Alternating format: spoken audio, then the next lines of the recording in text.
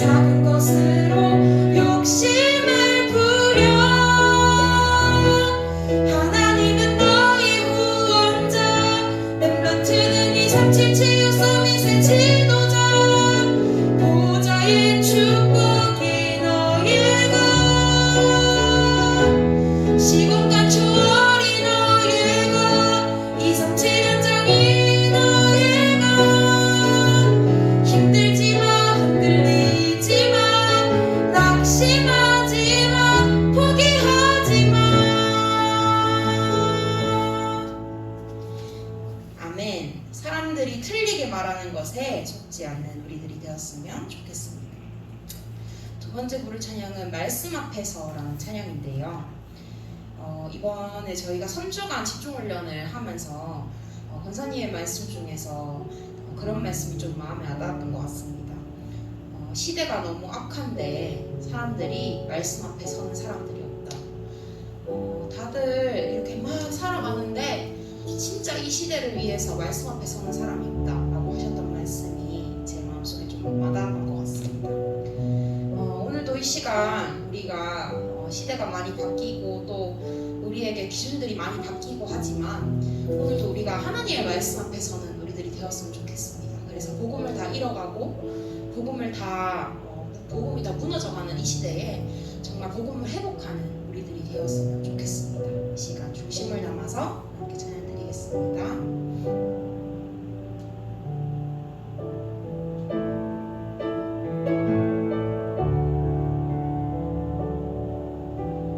말씀 앞에서 경외함으로 주께 홀로 섭니다.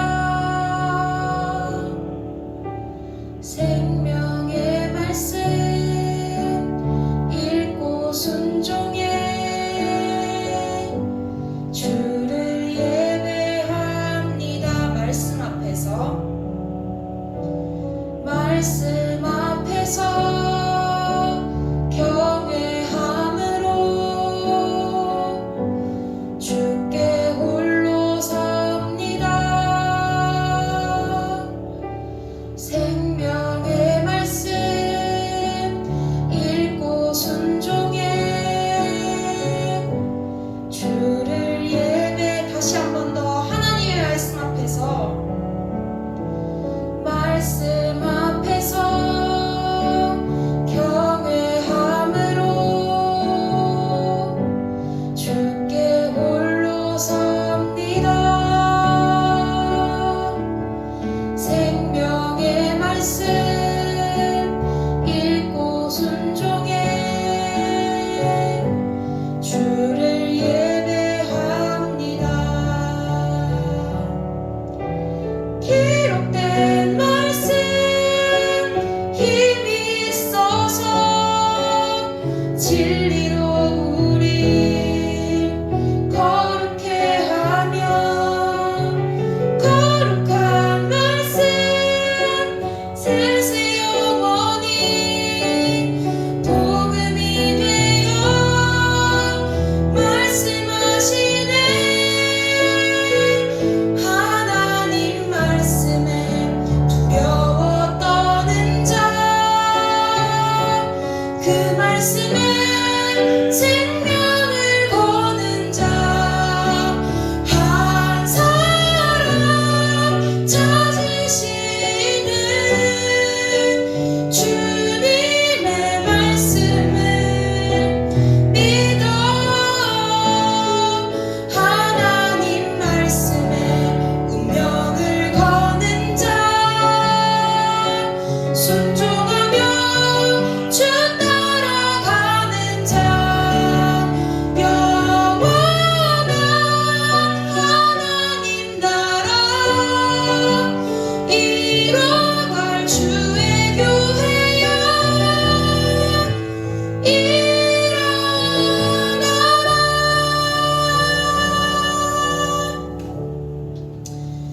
아멘. 이 시간 기도했으면 좋겠습니다. 오늘 이 시간 우리가 하나님의 말씀 앞에 섰는데 오늘 우리의 후대들이 다시 복음을 들을 수 있는 기회가 될 수 있습니다. 오늘도 시대의 흐름은 빠르게 변해가지만 오늘도 우리가 하나님의 말씀 앞에 서게 해달라고. 오늘도 시대의 흐름을 따라가는 자들이 아니라 말씀의 흐름을 따라가는 자들이 되게 해달라고. 그래서 정말 후대들에게 이 언약의 바톤이 전달되어질 수 있는 그 하나님 한 사람으로 서게 해달라고. 오늘 이 시간 말씀을 두고 예배를 두고 함께 기도하겠습니다.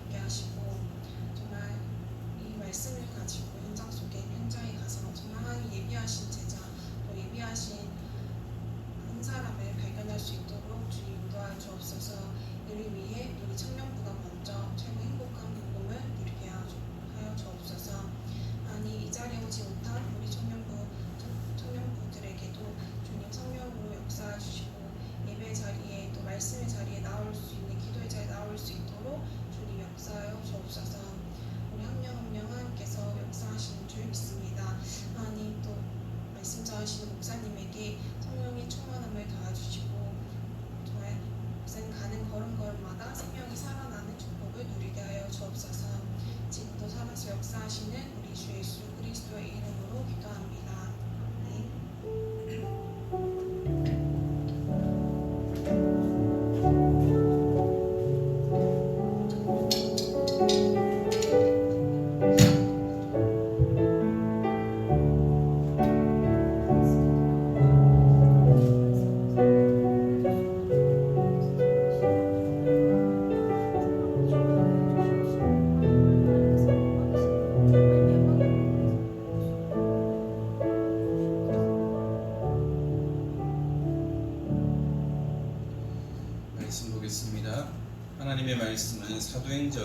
5장 1절에서 6절 말씀입니다. 사도행전 5장 1절에서 6절 말씀입니다. 사도행전 5장 1절에서 6절 말씀 함께 한 목소리로 독독합니다. 아나니아라는 사람이 그 안에 삽비라와 도구로 소유를 팔아 그 값에서 얼마를 감춤해 그 안에도 얼마만 가져다가 사도들의 발 앞에 두니 베드로가 이르되 아나니아야 어찌하여 사탄이 내 마음에 가득하여 내가 성령을 속이고 땅값 얼마를 감추었느냐. 땅이 그대로 있을 때에는 내 땅이 아니며 한 후에도 내 마음대로 할 수가 없더냐. 어찌하여 이 일을 내 마음에 두었느냐. 사람에게 거짓말한 것이 아니오 하나님께로다. 아나니아가 이 말을 듣고 엎드러져 혼이 떠나니 이 일을 듣는 사람이 다 크게 두려워하더라. 젊은 사람들이 일어나 시신을 싸서 메고 나가 장사하니라. 아멘. 기도하겠습니다. 하나님 감사합니다. 오늘도 귀한 날을 허락하시고 주의 날 주의 전에 나와 함께 예배드릴 수 있는 귀한 축복을 주신 하나님, 우리 모든 청년 중직자들이 하나님 앞에서 올바른 우선순위를 회복하며 예배자의 참된 축복을 누리는 가운데에 오늘도 하나님이 주시는 말씀을 우리의 마음과 생각과 영혼 속에 새기는 시간 되도록 축복하여 주옵소서. 아멘. 오늘도 이 말씀이 나를 살리는 시간 되게 하시고 아멘. 그 주신 말씀을 붙잡고 한 주간 우리의 모든 현장에서 예수님이 그리스도이심을 고백하며 나와 함께 하시는 그 그리스도가 모두에게 드러날 수 있을 만큼 최고의 성령 충만 누릴 수 있도록 축복하여 주옵소서. 오늘도 내게 말씀을 주시고 오직 그리스도만 담대히 선포하도록 입술을 주관하여 주옵소서. 감사합니다. 주 예수 그리스도의 이름으로 기도드립니다. 아멘. 오늘도 귀한 예배의 축복을 누리는 청년 중직자 여러분들을 주님의 이름으로 환영합니다. 벌써 8월달이 되었죠.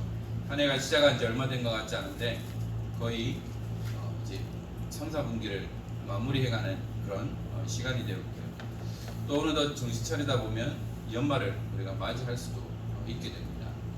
그만큼 세월이 유수같이 참 빨리 흘러가는데요. 우리가 이런 시간표 속에서 하나님께서 내게 주신 언약과 하나님께서 내게 주신 사명을 우리가 감당할 수 있는 가운데 청년 중직자로서 내가 무엇을 준비하고 내가 어떠한 부분들을 갖춰 나가야 될 것인지를 분명히 준비하는 시간들이 되었으면 좋겠습니다.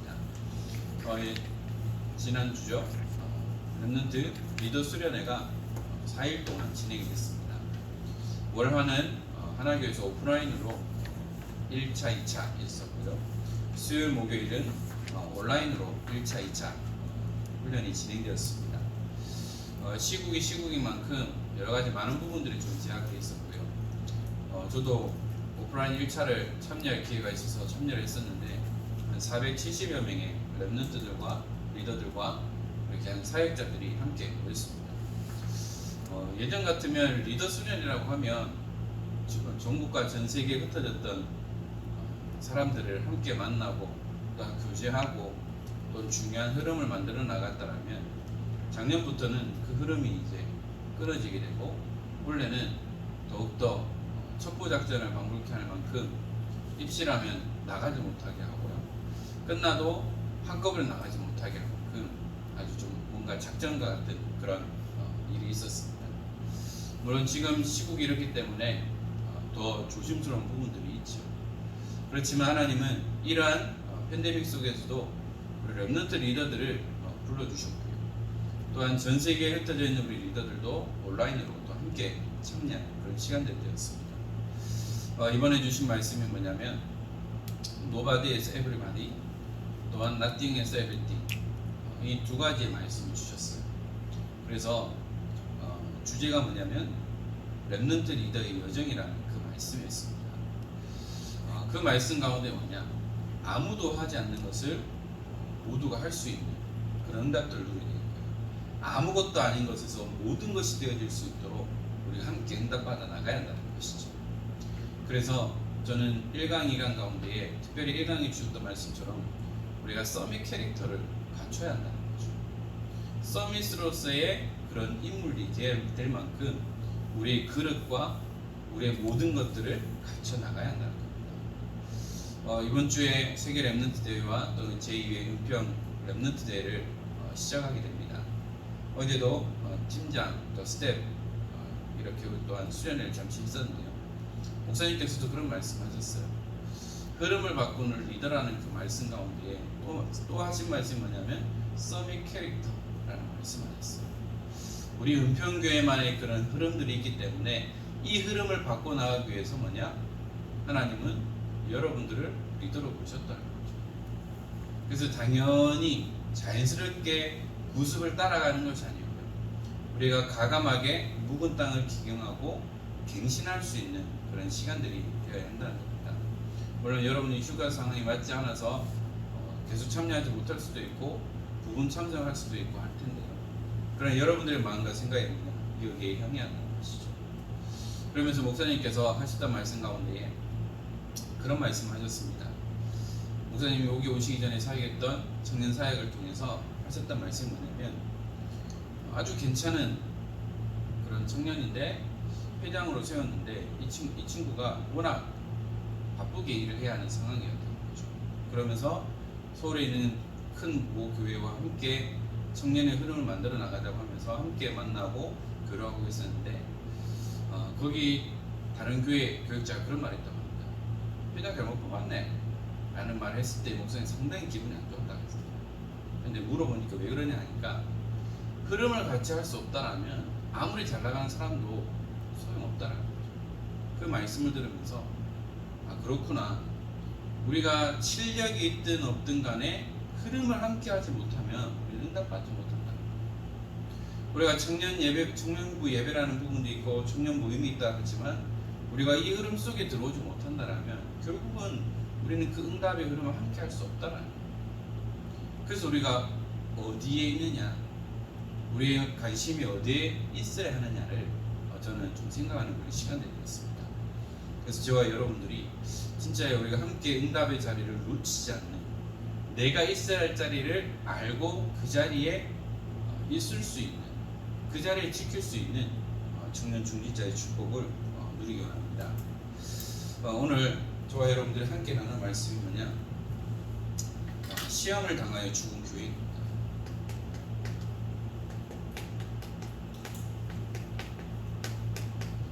제목이 좀 섬뜩하기도 하죠. 우리 지난주에 예수님을 만난 인생이라는 말씀을 받았죠. 요한복음의 메시지를 통해서 사복음서를 통해서 우리가 알아야 됩니다. 특별히 요한복음은 뭐냐? 예수님의 신성에 대한 부분들을 기록한 부분이라고 했는데요. 예수님을 만난 인생은 어떻게 되느냐? 분명하게 말씀하고 있습니다. 결론적으로 말하면 예수님을 만난 인생은 뭐냐? 모든 갈등과 문제는 사라지고 지금도 하나님이 사람을 부르고 계신다는 것이고, 예수님을 만난 인생은 뭐냐? 말씀대로 우리 인생을 바꿔나가신다는 거예요. 그래서 예수님을 만난 사람은 뭐냐? 인생의 해답을 얻고 치유가 되어지고 영적인 눈이 열리게 되어 있습니다. 어떻게 보면 여기에 있는 우리 랩넌트 같은 경우는, 여러분들 같은 경우는 뭐 어릴 때부터 신앙생활하고 어릴 때부터 은평교회 출석하는 사람도 있을 것이고요. 아니면 다른 데 있다가 봤거나 아니면 불신가정에서 신앙생활을 했거나 하는 그런 경우도 있을 거예요. 저도 모태 신앙으로 태어나서 모태 신앙을 살아가고 저희 의지와 상관없이 아버지께서 목회를 시작하심으로써 제 다른 이름이 뭐냐, 목사 아들로 이렇게 바뀌어버렸다는 거죠. 제가 원해서 뭐 했던 건 아닙니다. 물론 그 시골이라는 곳에서 생활하기가 참 쉬운 부분은 아니었지만, 그러나 하나님은 그 모든 과정을 통해서 뭐냐, 내가 얼마나 복을 받은 사람인지, 내가 얼마만큼 이 자리가 중요한지를 하나님은 알게 하셨다는 거죠. 그래서 우리가 말하고 행동하는 모든 것을 통해서 뭐냐, 오직 그리스도만 말하고 그리스도만 드러나는 인생의 축복을 누려야 돼요. 그래서 우리가 말하는 한마디 한마디를 통해서 역시 예수 믿는 사람 다르구나 라고 해야 되는데, 우리가 예수 믿는 사람이 왜 저래? 말을 왜 저렇게 해? 행동을 왜 저렇게 해? 라고 하면 오히려 전도의 문은 닫힐 수밖에 없다라는 거죠. 그래서 저희들은 뭐냐? 썸의 캐릭터를 갖춰야 합니다. 우리가 말하는 모든 것에서 뭐냐? 그리스도만 드러나야 되고 그리스도만 나타나는 귀한 인생을 살아야 한다는 것이죠.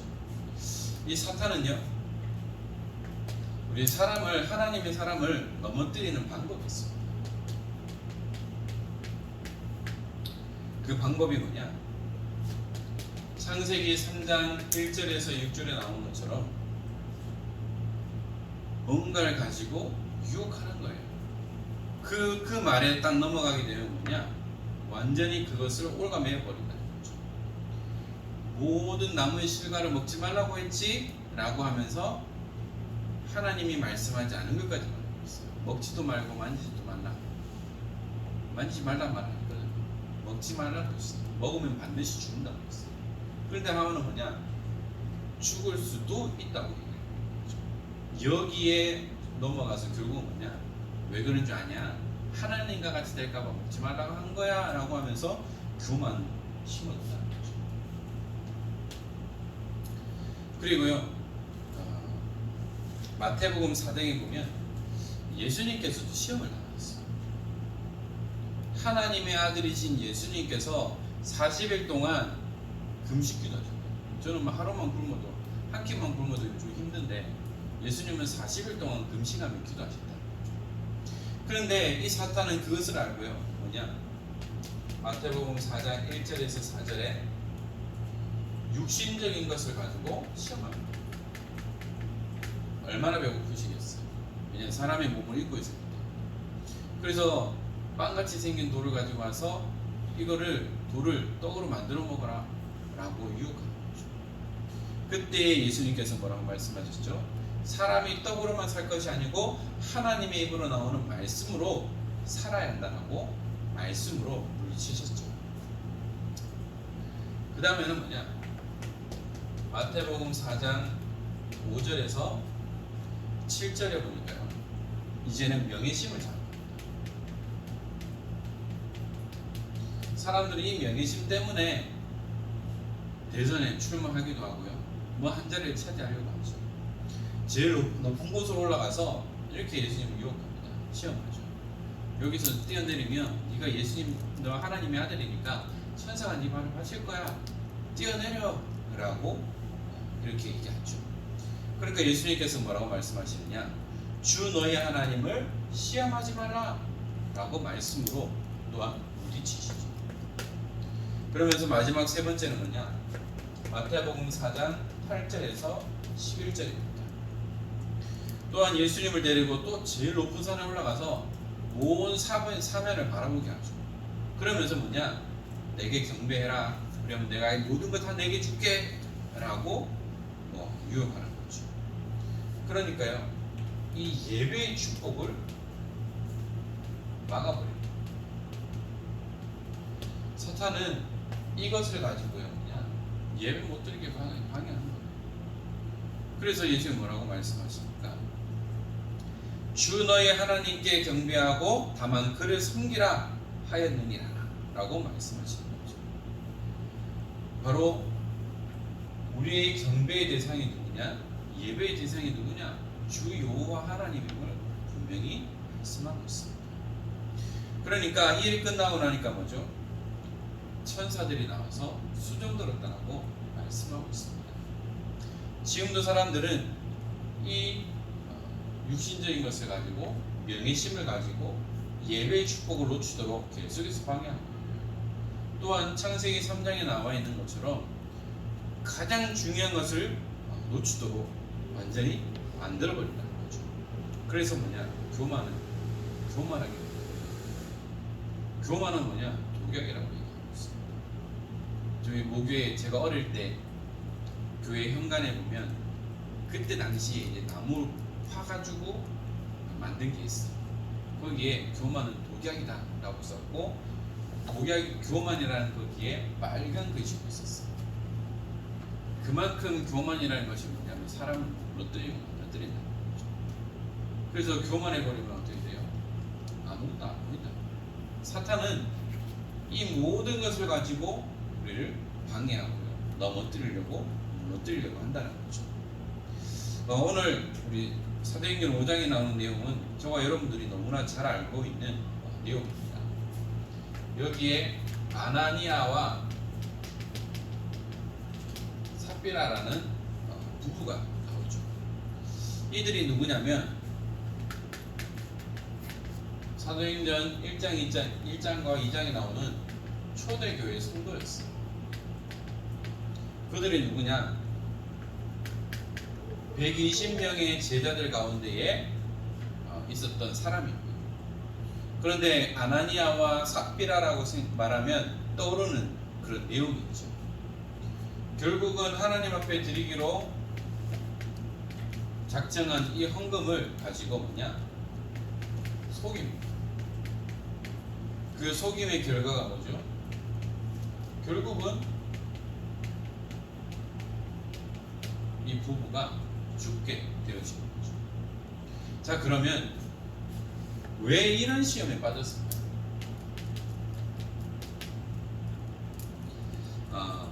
사도행전 4장 부분에 보면, 마지막 부분에 보면 이렇게 나와 있어요. 32장에서부터 보면 그 믿는 무리가 한 마음과 한 뜻이 되어 모든 물건을 서로 통용하고 자기 재물을 조금이라도 자기 것이라 하는 이가 하나도 없더라. 사도행전 2장에도 나와 있죠. 자신의 것을 다 가지고 와서 교회에 헌금을 하고요. 그 필요에 따라서 그것을 썼다고 했습니다. 오늘도 사도행전 4장에 나와 있는 것처럼 모든 사람들이 한 마음과 한 뜻이 되어서 서로 통용하고 그 누구도 내 재산이라고 말하지 않았습니다. 그 가운데에 36절에 구브로에서 난 레위족 사람이 있으니 이름은 요셉이라 사도들의 일컬어 바나바라 번역하면 위로의 아들이라 하니 그가 밭이 있음에 팔아 그 값을 가지고 사도들의 발 앞에 두니라. 이 바나바가 자신이 가지고 있는 땅이 있었어요. 재산이 있어서 이것을 팔아가지고 그것을 하나님 앞에 드렸다는 것이죠. 그래서 이 아나니아와 삽비라가 거기에 대한 자극을 받았어요. 바나바의 헌금이죠. 보통 사람 같으면 진짜 복되구나라고 할 건데 아나니아와 삽비라는 여기에 딱 자극을 받았다는 거죠. 그게 뭐냐면 앞에서 말하는 이런 명예심 이런 부분들을 가지고 인기 여기에 자극을 받아버린다는 거죠. 그래서 하나님 앞에 그것 때문에 교회 앞에 헌금을 공포하는 거예요. 나도 헌금하겠다. 나도 땅을 팔아가지고 나도 바나바 같이 나 헌금하겠다 라고 공포를 했어요. 이게 명예심. 얼떨결에 해버린 거예요. 내 인기 떨어지면 안 되는데 라고 하면서 공포를 해버립니다. 그런데 말은 했으니까 이거 어떻게 돼요? 실천을 해야 되잖아요. 그래서 땅을 팔았어요. 땅을 팔아가지고 딱 보니까 너무 아까워. 헌금 아무나 할 수 있는 게 아니에요. 하나님의 은혜 주시지 않으면 헌금할 수 없어요. 부자라고 헌금을 많이 하는 거 아닙니다. 가난하다고 헌금을 적게 하는 게 아니에요. 하나님은 그 마음에 은혜를 주시고 중심이 있는 자라면 나의 재산과 상관없이 하나님 앞에 헌금할 수 있다. 그런데 이 땅을 팔아서 보니까 너무 아까운 거예요. 그래서 바나바가 삽비라에게 헌금 다 해야 되나? 우리 반말하자. 여기서 남편이 그런 잘못된 말을 하면 아내가 싸다구를 때려서라도 이건 뜯어 말려야 돼. 그런데 주기마다 그렇지? 아까우니까 우리 반말하자. 뭐 어떻게 알겠냐? 라고 하면서 둘이 마음이 딱 맞아버려요. 결국은 물질을 속이죠. 왜냐면 하나님의 능력보다 인기와 명예에 집착했다가 결국은 물질을 속였다는 거죠. 베드로 사도한테 가면 괜찮겠지 모르겠지 모를 거야 속이자 우리 반띵하자 이렇게 해버린 거죠. 사탄은요 이렇게 하나님의 능력보다는 은혜보다는 인기에, 명예에, 여기에 관심을 가지게 만들어서 결국은 중요한 것을 놓치게 만들어요. 그래서 사도행전 5장 3절에 뭐라고 말하고 있습니다. 베드로가 이르되 아나니아야 어찌하여 사탄이 내 마음에 가득하여 내가 성령을 속이고 땅값 얼마를 감추었느냐. 아무도 말해주지 않았는데요, 베드로가 그 헌금 내놓은 거 보고 알아버렸거든요. 그래서 뭐냐, 베드로 어떻게 나를 속였느냐가 아니라 내가 어떻게 성령을 속였느냐라고 말하고 있다는 거죠.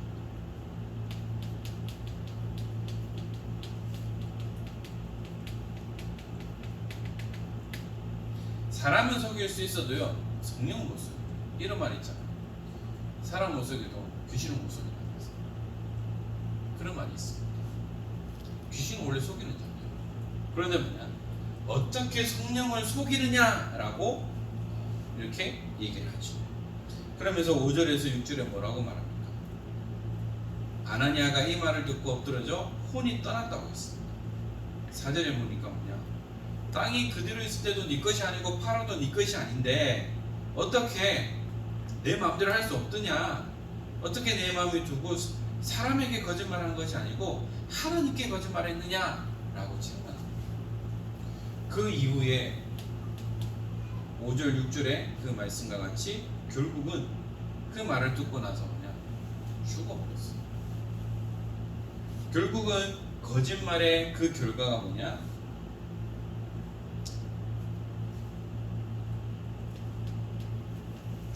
혼이 떠났다. 우리 사람은 혼이 떠나면 죽게 돼 있어. 그래서 5절에서 6절에 혼이 떠나 죽게 되고 젊은 사람이 그의 시신을 사서 장사를 지낸다고 했습니다. 그런데 삽비라가 남편이 올 때가 지났는데도 안 오는 거예요. 그래서 궁금해가지고 또 쫄래쫄래 찾아왔어요. 그래 와서 베드로가 또한 삽비라에게 또 물어봅니다. 이 땅값 한 거 다 이게 전부냐? 그러면 눈치를 채야 되는데 어떻게 해야 될까요? 아, 죄송해요.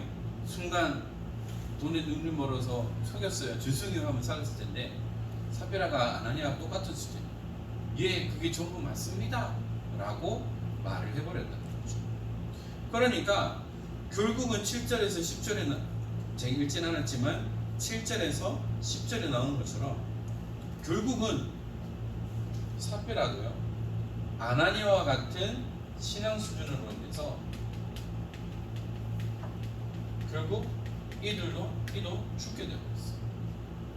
뭐라고 하느냐, 이제 너의 남편의 장사를 치르고 온 사람들이 왔으니까 너도 그 옆에 묻힐 거야 라고 하고요, 그 말 그대로 혼이 떠나서 죽게 되어지고 결국은 비참한 쌍묘의 비극으로 남게 되는 것을 말씀을 통해서 확인할 수 있습니다. 우리 저희들은요, 진짜요, 분명하게 기억해요. 여기 앞에 저 잠깐 빠졌는데요. 왜냐면 성령을 속이고 어떻게 사탄이 네 마음에 들어가서 성령을 속이느냐라는 부분. 사탄은요, 불신자 안 건드려요. 왜냐, 그의 종이니까. 누굴 건드립니까? 믿는 사람을 건드립니다. 특히 누굴 건드리죠? 중직자를 건드립니다. 목회자를 건드립니다. 그래서 사탄이 틈에 타게 되면 결국은 속게 되겠어요.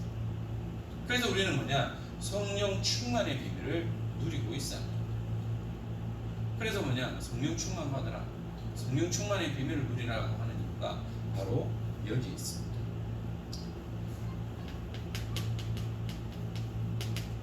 아나니아 삽비라의 이 쌍묘의 비극을 통해서 나타나는 결과가 있습니다. 뭐냐면, 아, 성령을 속이면 안 되는구나, 명예심 때문에 속이면 결국은 저렇게 죽게 되는구나 라는 것을 하면서 하나님을 더욱 잘 믿게 됐습니다. 그러면 우리가 이렇게 생각할 수 있죠. 하나님은 무서운 하나님이십니까? 라고 할 수 있죠. 아니요, 하나님 무서운 하나님입니다. 우리가 말씀 따라가고 말씀에 순종할 때는 우리에게 어마어마한 축복과 응답이 있어요. 단지 우리가 하나님과 방향 맞추지 못할 때는 어떻게 돼요? 그러면 거기에 따라는 벌을 받는 거예요. 일단 무조건 벌을 주신 하나님 아니죠. 아이들이 마찬가지입니다. 아이들이 말씀에 순종하고 따라오면요, 오히려 힘을 주고 더 좋은 것을 줘요. 그러나 말을 듣지 않고 하게 되면 어떻게 돼요? 결국은 매를 들 수밖에 없죠. 저 온유하고 유담이 커가지고 서로 이제 자기 거 하려고 하고, 유담이는 이 누나를 더 골려먹는 재미 때문에 일부러 싫어하는 행동도 해버리고, 여기 온유는 마음이 약해버리니까 막 화를 내기도 하고 막 뭐라 하기도 하고 꼬집기도 하고 서로 때리기도 하고 하는 거예요. 그럴 때마다 아빠 엄마한테 혼나는 거예요. 만약 그대로 둔다라면 문제가 되겠죠. 하나님도 마찬가지입니다. 우리가 말씀에 순종하고 따라갈 때는 하나님 거기에 따른 합당한 응답을 주세요. 그러나 우리가 하나님 말씀을 따라가지 못하기 때문에 우리가 하나님 앞에 돌아올 수 있도록 우리가 그런 혼나는 거와 똑같다는 것이죠. 그리고요, 하나님께서는 이 사건을 통해서 사도들의 권위를 높이셨다. 그 말은 뭐냐? 하나님은 목회자에게 이런 능력과 힘이 있음을 나타내게 하셨다. 그래서 하나님은 주의 종을 통하여서 하나님의 뜻을 말씀하시기 때문에 강단에 누가 서든지 우리는 그 말씀 받을 준비가 된다. 아무리 저 사람이 내가 평상시에 생각할 때는 목회자로서의 그게 없는 것 같은데도 하나님은 목회자의 권위를 허락해 주셨다. 그래서 이 사건 이후에 교회는 점점 더 부흥하게 되는 그런 것들을 누리는 것을 볼 수 있습니다. 바로 하나님의 말씀 따라가고 하나님의 말씀이 역사하는 그 교회는 살아날 수밖에 없다는 것이죠. 결국은 인기 때문에, 명예심 때문에 시험당하여 이런 비참한 쌍욕의 비극을 당하는 것입니다. 그래서 여러분들 나중에 결혼했을 때도 다른 것은 양보하되 이 영적인 것만은 양보하라. 아나니아처럼 막 삐딱 시작, 우리 그냥 다른 거 하자라고 하면 싸대기를 날릴 만큼, 아니면 더 나가서 그런 짓 하면 우리 헤어져 라고 할 만큼 당당한 거예요. 우리 집중을 할 때 그런 말씀 하셨잖아요. 강사님이, 그 어머니 권사님이 남편 장로님 그럴 때마다 그냥 이혼하자고 했어요. 뭐 때문에? 복음 때문에. 그만큼 여러분들이 힘이 있어야 한다는 것이죠. 그렇다고 무조건 헤어져 이런 말을 하면 안 돼요. 영적인 것 앞에서만 여러분들이 다 결단할 수 있어야 합니다. 말씀을 맺겠습니다. 그래서 저와 여러분들은 하나님 앞에 서면 돼요. 하나님 앞에 서면 문제가 되잖아요. 하나님 앞에 서지 않았기 때문에 아나니아와 삽비라는 명예심 때문에, 인기 때문에 결국은 혹하고 넘어갈 수밖에 없었다는 거예요. 사탄은 이것을 잘 알기 때문에 명예심을 주고 인기 때문에 다른 것 때문에 완전히 우리를 무너뜨린다는 것이죠. 그래서 하나님 앞에 서기만 하면 돼요. 그래서 저와 여러분들은 뭐냐? 이유 있는 인생을 살아야 돼요.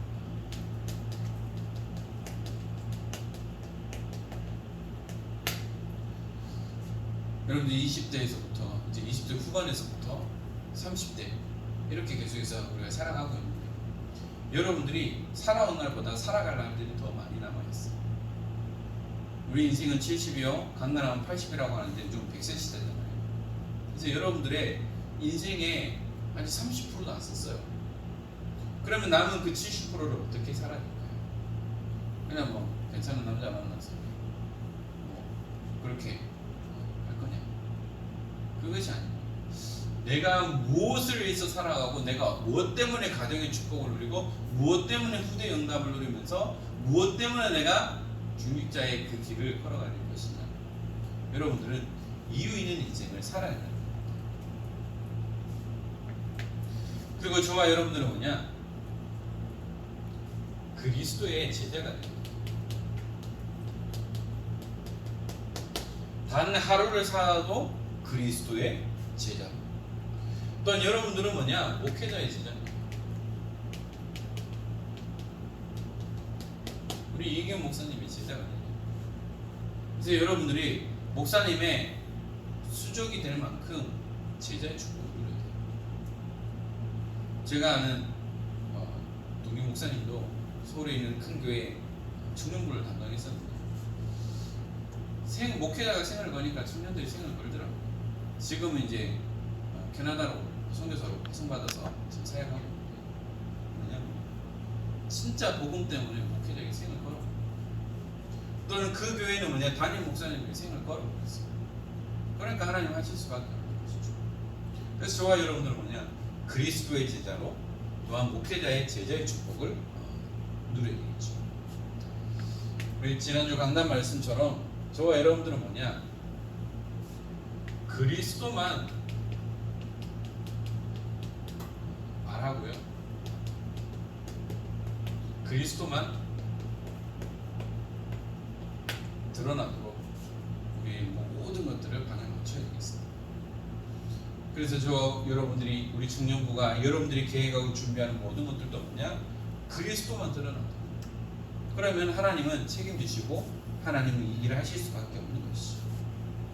그래서 저와 여러분들은 다른 준비하는 것이 아니고요, 흐름을 바꾸는 리더로, 지도자로, 또한 이 언약의 바톤을 이어나가는 청년 중직자, 또한 이 언약의 바톤을 우리 가문과 후대들에게 전달하는 언약의 가정의 축복을 누려야 되겠습니다. 그러면요, 하나님은 하실 수밖에 없는 것이죠. 그래서 복음 때문에 우리가 이 응답을 누리고, 복음 때문에 하나님이 하시는 그 일들을 우리는 확인할 수 있는 것이죠. 그래서 다른 것이 아니고요, 그렇기 때문에 우리는 복음의 뿌리를 깊이 내립니다. 흔들리지 않을 만큼 우리는 복음의 뿌리를 내릴 수 있어야 되겠고요. 그리고요, 하나님 앞에서 진짜 예배 성공해야 됩니다. 예배 성공, 인생 성공. 예배 실패, 인생 실패. 청년 중직자들이 이것을 놓쳐버리면 결국은 교회의 비전은 없어져요. 미래는 없어져요. 훈련의 흐름 속 이번 세계 랩넌트 대회와 또한 우리 은평 랩넌트 대회, 우리 은평 랩넌트 대회는 화수목 3일만 하는 것이 아니고 한 달 동안 주말 이용해서 계속해서 이루어지고요. 또한 그 흐름을 바꾸는 그 시작을 통해서 다음 주부터 우리 모든 랩넌트 부서 예배가 오후 예배로 바뀌게 됩니다.